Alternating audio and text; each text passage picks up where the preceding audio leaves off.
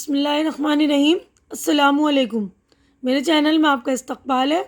آج کی یہ ویڈیو گرامر کی، اردو گرامر کی بنا رہے ہیں ہم، جس میں ہم نے علم بدیہی پارٹ 1 میں کر رکھا تھا، کچھ صنعتیں ہم نے کری تھی، تو آج ہم پارٹ 2 جو حصہ 2 ہے اس میں تضاد سے شروع کریں گے۔ تضاد جیسے کہ نام سے پتہ چل رہا ہے ہمیں، اس میں ضدیں ہوتی ہیں۔ تضاد میر کی غزل کا یہ مشہور شعر پڑھیے۔ دیکھیے یہ شعر میں پڑھی یہاں کے سپید و سیاہ میں ہم کو دخل جو ہے سو اتنا ہے، رات کو رو رو صبح کیا اور دن کو جوں توں شام کیا۔ تو یہاں پر سپید و سیاہ یعنی سفید اور سیاہ کالا ہے نا، ان شعر میں ان لفظوں پر غور کیجئے۔ دیکھیے سفید سیاہ، رات دن، صبح شام، شاعر نے ایسے الفاظ شعر میں استعمال کیے ہیں جو ایک دوسرے کی ضد ہے، یعنی اپوزٹ ہے، الٹے ہیں نا، کالا سفید ہے نا، رات دن صبح شام۔ کلام میں ایسے الفاظ کا لانا جو ایک دوسرے کی ضد ہوں تضاد کہلاتا ہے، تو اس کو ہم صنعت تضاد کہتے ہیں، تضاد، ٹھیک ہے نا۔ تو اگلا ہم دیکھتے ہیں، ذیل کے اشعار میں بھی تضاد کا مزہ لیجیے۔ دیکھیے یہ بھی تضاد کے اشعار ہیں دونوں۔ نہ تو زمیں کے لیے ہے نہ آسماں کے لیے، جہاں ہے تیرے لیے تو نہیں جہاں کے لیے۔ تو یہاں زمین اور آسمان ہے نا۔ درد منت کشے دوا نہ ہوا، میں نہ اچھا ہوا برا نہ ہوا، تو اچھا اور برا یہاں پر، ٹھیک ہے۔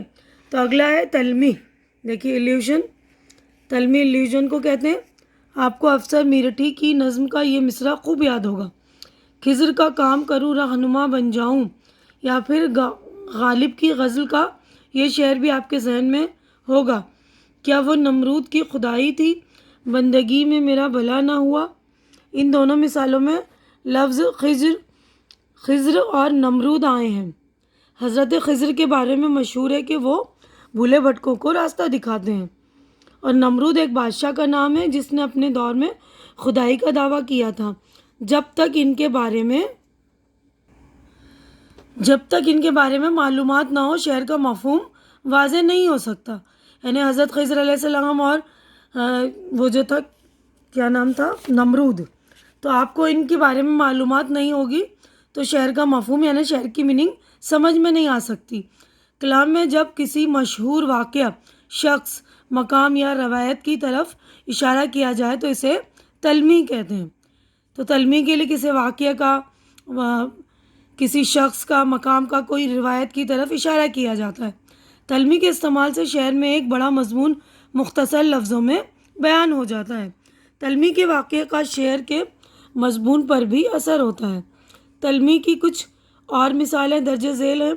ابن مریم ہوا کرے کوئی، میرے دکھ کی دوا کرے کوئی۔ تو یہاں ابن مریم یعنی عیسیٰ علیہ السلام کی بات کر رہے ہیں۔ اور بازار سے لے آئے اگر ٹوٹ گیا، ساغر جم سے میرا جام سفال اچھا، کیا فرض ہے کہ سب کو ملے ایک سا جواب، آؤ نہ ہم بھی سیر کریں کوہ طور کی۔ تو یہاں پہ کوہ طور جو موسیٰ علیہ السلام سے منسلک ایک واقعہ ہے، ٹھیک ہے۔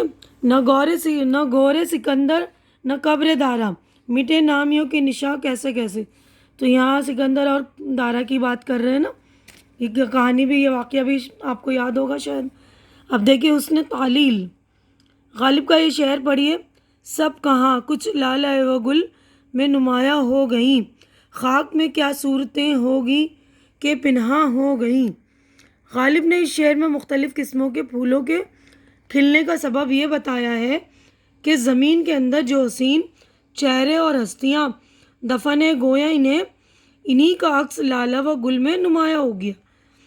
لالہ و گل یعنی پھولوں کا کھلنا فطری عمل ہے، مگر شاعر نے اس کا کچھ اور سبب بتایا ہے۔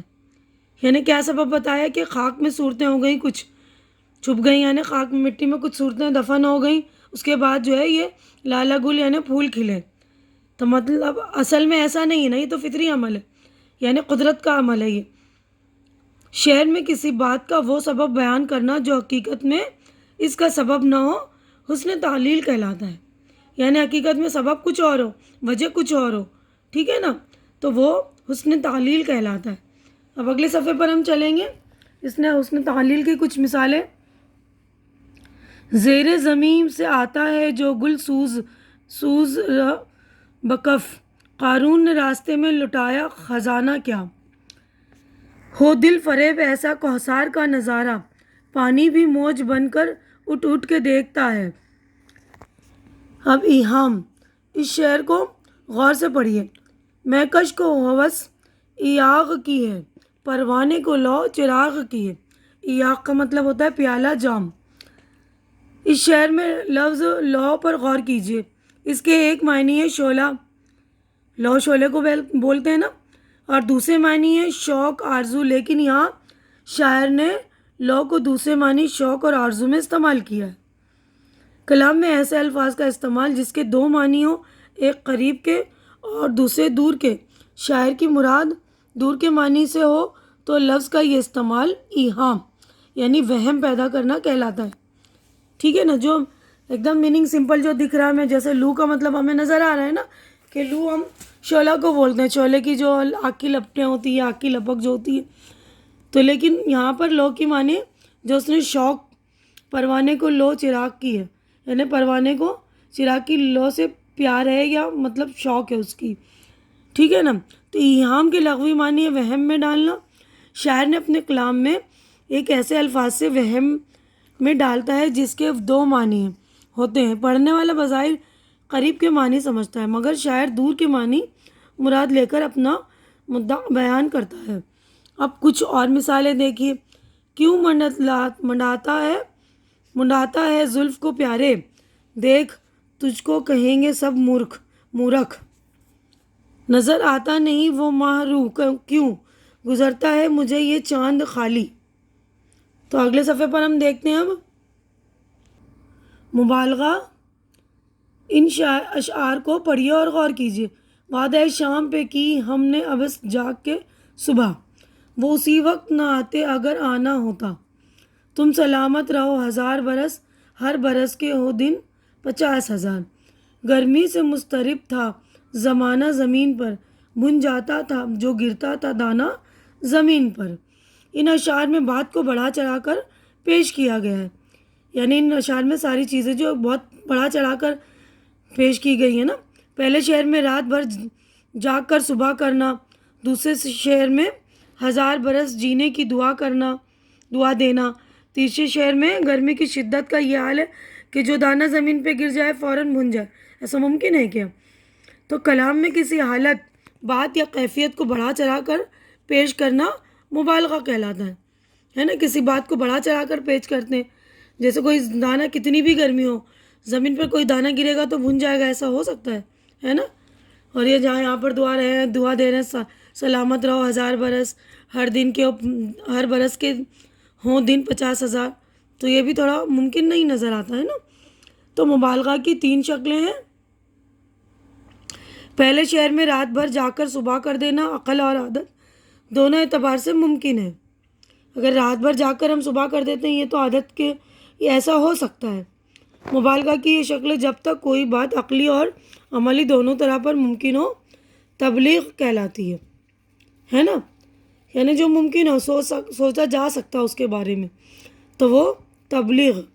دوسرے شعر میں 1000 برس کی جینے کی دعا عقلی طور پر تو ممکن ہو سکتی مگر عملی طور پر نہیں، یعنی ہم دعا دے رہے ہیں ایسے ہم اپنے جذبات میں بہہ کر دعا دے دیتے ہیں 1000 برس جینے کی، تو عقلی طور پر کہہ رہے ہیں یہ ممکن تو ہے لیکن عملی طور پر ممکن نہیں ہے نا۔ مبالغے کی یہ صورت جب کوئی بات عقلی طور پر ممکن ہو لیکن عملی طور پر ممکن نہ ہو تو اسے اغراق کہتے ہیں، اغراق۔ تیسرے شعر میں گرمی کی شدت کا یہ بیان کہ دانہ زمین پر گرتے ہی بھن جائے، یہ بات نہ عقلی طور پر صحیح ہے نہ عملی طور پر ممکن ہے، یعنی نہ عمل کیے جانے پر نہ سوچے جانے پر بھی ہے نا ممکن ہے۔ اگلے صفحے پر دیکھیے، مبالغے کی یہ انتہائی شکل کہ جب کوئی بات عقلی اور عملی کسی بھی طور پر ممکن نہ ہو غلو کہلاتی ہے۔